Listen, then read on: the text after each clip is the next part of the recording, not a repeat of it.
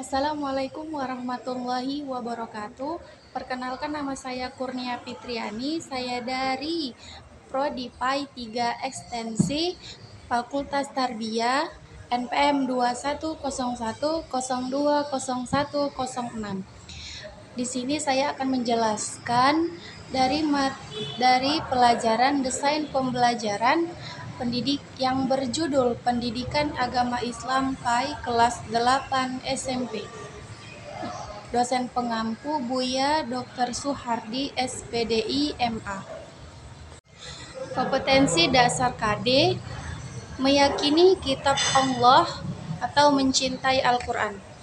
Dia terbagi menjadi 4. Yang pertama, menghayati Al-Quran sebagai implementasi dari pemahaman rukun iman.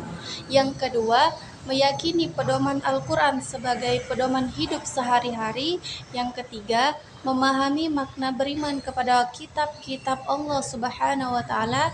Dan yang keempat, menampilkan sikap mencintai Al-Quran sebagai pedoman kitab Allah. Selanjutnya, indikator dari kasih sayang Nabi Muhammad SAW. Itu ada 5. Yang pertama, menjelaskan pengertian iman kitab-kitab Allah. Yang kedua, menjelaskan keistimewaan Al-Quran atas kitab-kitab lain. Yang ketiga, menjelaskan kitab-kitab Allah beserta para rasul yang menerimanya. Yang keempat, menjelaskan Al-Quran sebagai kitab Allah terakhir. Dan yang kelima, dalil iman kepada kitab Allah.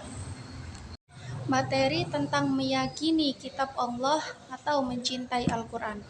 Pengertian iman kepada kitab Allah menurut bahasa adalah percaya atau membenarkan.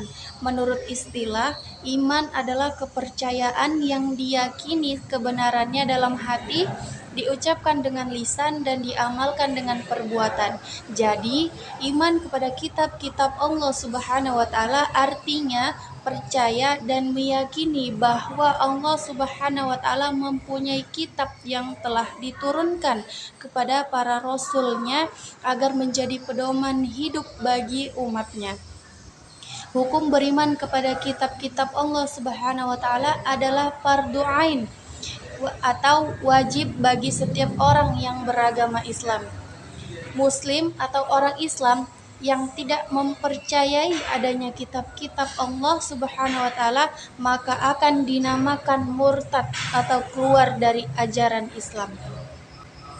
Nah, yang kedua, keistimewaan Al-Quran dibandingkan dengan kitab lainnya, yaitu ada 6. Yang pertama, Al-Quran diturunkan kepada Rasulullah SAW, dimulai dengan surah Al-Fatihah, diakhiri dengan surah An-Nas. Yang kedua, Al-Quran terbebas dari berbagai kontradiksi. Yang ketiga, Al-Quran mudah dihafal, bahkan terbukti hafiz yang hafal 30 juz. Keempat, Al-Quran adalah mukjizat dari Allah sehingga tidak ada yang mampu membuatnya. Dan yang kelima, Al-Quran adalah penyembuh hati dari penyakit syirik dan munafik serta lainnya, dan Al-Quran membawa kebenaran. Yang ketiga, kitab-kitab Allah beserta penerimanya. Kitab Taurat yang diturunkan kepada Nabi Musa alaihissalam kira-kira pada abad ke-12 Masehi di daerah Israel dan Mesir. Kitab Jabur yang diturunkan kepada Nabi Daud alaihissalam kira-kira pada abad ke-10 Masehi di daerah Israel. Kitab Injil diturunkan kepada Nabi Isa alaihissalam pada permulaan abad pertama di daerah Yerusalem. Dan yang terakhir, kitab Al-Quran yang diturunkan Nabi Muhammad SAW pada abad ke-6 Masehi di daerah Mekah dan Madinah. Yang keempat, Al-Quran sebagai kitab terakhir. Al-Quran adalah kitab suci terakhir yang diturunkan oleh Allah kepada manusia melalui Nabi Muhammad SAW untuk dijadikan sebagai pedoman hidup. Al-Quran dipandang sesuatu yang mutlak kebenarannya.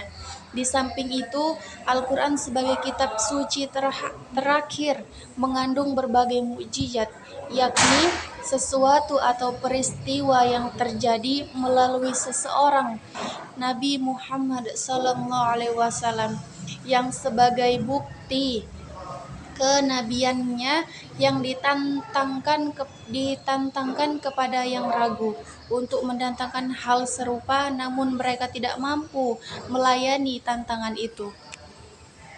Yang kelima, dalil yang menjelaskan tentang iman kepada kitab Allah adalah, wahai orang-orang yang beriman, tetaplah beriman kepada Allah dan Rasul-Nya, dan kepada kitab yang Allah turunkan kepada Rasul-Nya, serta kitab yang Allah turunkan sebelumnya. Barang siapa yang kikir kepada Allah, malaikat-malaikatnya, kitab-kitabnya, rasul-rasulnya, dan hari kemudian, maka sesungguhnya orang itu telah sesat sejauh-jauhnya. Nah, di sini ada kuis tentang materi kisah Nabi Muhammad SAW. Al-Quran diturunkan kepada Nabi siapa ya? A. Nabi Isa alaihissalam. Yang B. Nabi Musa alaihissalam. Yang C. Nabi Muhammad SAW. Dan D. Nabi Daud alaihissalam. Silakan dipilih. Wabillahi taufik wal hidayah. Wassalamualaikum warahmatullahi wabarakatuh.